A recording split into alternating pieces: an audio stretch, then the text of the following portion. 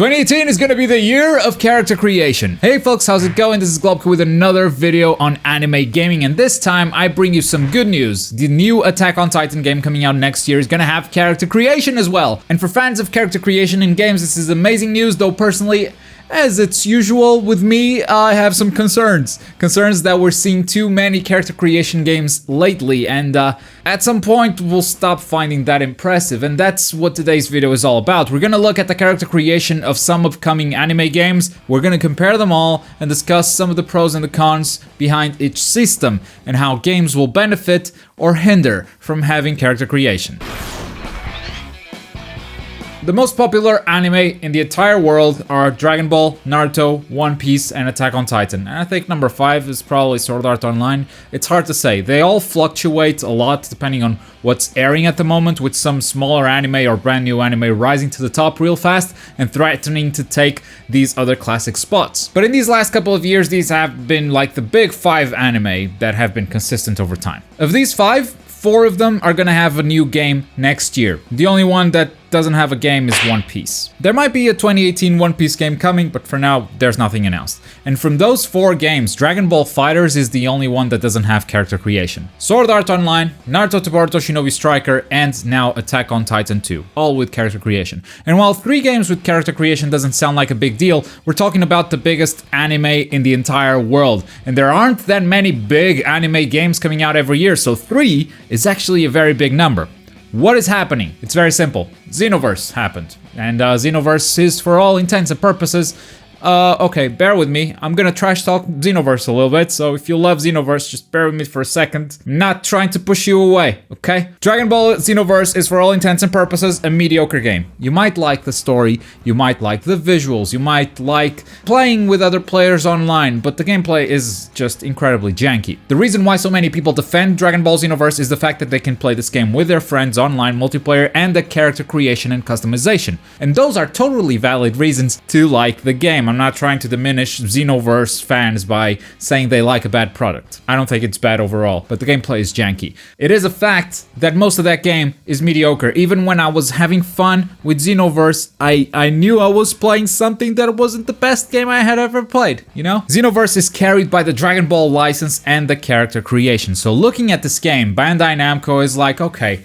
so we can make a mediocre game with a big anime property and just put character creation in there and the game will sell. That's pretty much the mindset over here, because Xenoverse sold really well, both the first and the second game. The publishers are looking at that game and making other games inspired by that. And I'm not speculating on this. When I went to Gamescom, they were very upfront about it. When talking about Naruto Shinobi Striker, they mentioned Xenoverse a lot as an inspiration to what they were doing with Shinobi Striker. So Shinobi Striker is a direct result of Xenoverse's success. And now I believe that Attack on Titan 2 is also a part of that trend. Now bear in mind, Attack on Titan 2 is not a game by Bandai Namco, it's Koei Tecmo, but they all exist within this bubble of anime games, so they're all looking at each other and what they're doing, what is successful, what is not, trying to find the next trend in gaming, so they are also successful and they're not left behind. The exception to the trend would be Sword Art Online Fatal Bullet, and that is because SAO games have been doing character creation for a while now. They're not really jumping on the bandwagon at this point,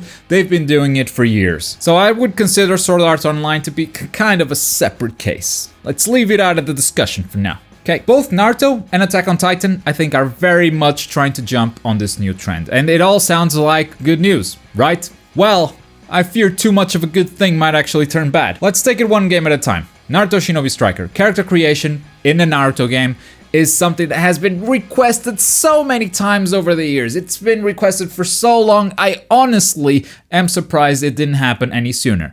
Now, I didn't think it was gonna happen in Shinobi Striker, because Shinobi Striker was looking like it was trying to be a competitive game, and giving players something to customize with a lot of options might hurt the game balance, but they're doing it anyway. So I guess they're not concerned by that. Or simply money speaks louder than balancing issues. But as far as Naruto goes, character creation feels like a no-brainer, because the Naruto universe has such a diversified cast of characters who not only have different personalities, they look very distinct visually, and they have very unique abilities that could translate to different gameplay styles. But in contrast, let's look at Attack on Titan. The characters are not that different visually. They all pretty much have the same abilities, unless you're a Titan, and we don't really know if they're doing Titan customization. So what distinguishes one character from another is their personality. Now, Attack on Titan has amazing personalities, but if that's the only thing that's different between them, I wouldn't necessarily think about a game with character creation. I really think that's the reason why we never thought as Attack on Titan as a character creation game. And when I say we, I'm sure some people were asking for character creation in Attack on Titan, but there weren't a lot of them. This character creation announcement for Attack on Titan 2 just completely caught me by surprise. That said, I think it can still be used in some interesting ways. First of all, instead of telling the Attack on Titan story again through the eyes of different characters like Wings of Freedom, we get to experience it from a brand new perspective. Here's the problem though. Koei Tecmo and Omega Force, they aren't gonna make a story where the player is not the protagonist. They're gonna make you the hero who saved the town or the city or even humanity. So instead of taking this opportunity to tell a more interesting story from the perspective of a minor character, a minor soldier, I mean, there's no way they're not gonna make the player the hero. And if the player is the hero, then that is going to conflict with the original manga and anime, because there's no way an important character like that wouldn't show up in those properties. So there is a nice opportunity for storytelling, but I don't think they will take it. However, because this is Attack on Titan, this might also be a very good opportunity to kill your created character. It is Attack on Titan and main characters die all the time, so that would be a nice surprise. Anyway, even though I personally don't think it makes a lot of sense to have character creation in Attack on Titan, I do give them praise because the character creation system seems very robust.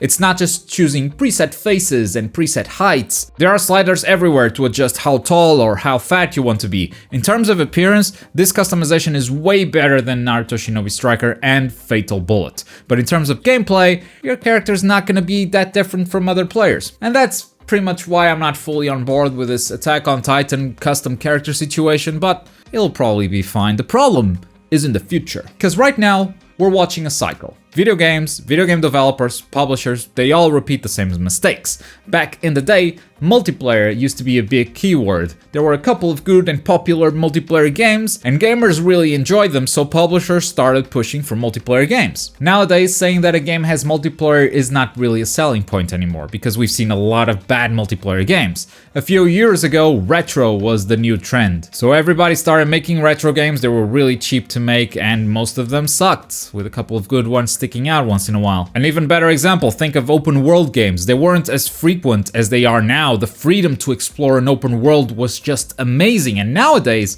we're tired of most open world games with their checklists of side activities and repetitive filler content just to say, hey, this game has 100 hours of content. Yeah, can't wait to take down 300 bandit camps or whatever. And this is the cycle I'm talking about. Publishers are looking for the next gaming trend and then make a game within that trend, spending as little money as possible. And I'm afraid character creation is the next thing for anime games. Publishers realize that saying character creation is in this game sells, so they're pushing those anime games out the door now until a couple of bad games come out and no one really wants character creation anymore. That's basically my fear. We'll see more and more games where we didn't even think about creating a character pop up with character creation and minimal effort as far as gameplay elements go. I can't wait to see the next One Piece game where you can create a pirate or a marine and then you can explore multiple islands and you can fight other players, but the combat system actually sucks. That's where all of this is going, but of course that is only my opinion. I would love to know what your opinion is on this subject. Let me know what you're thinking in the comments down below. And for more Attack on Titan, check out my gameplay series that's going on right here at the top. For something else, there's also the video at the bottom, but as always, thank you very much for watching. My name is Globku, and I'll see you guys next time, or down in the comments. I really want to know your opinion. Boy!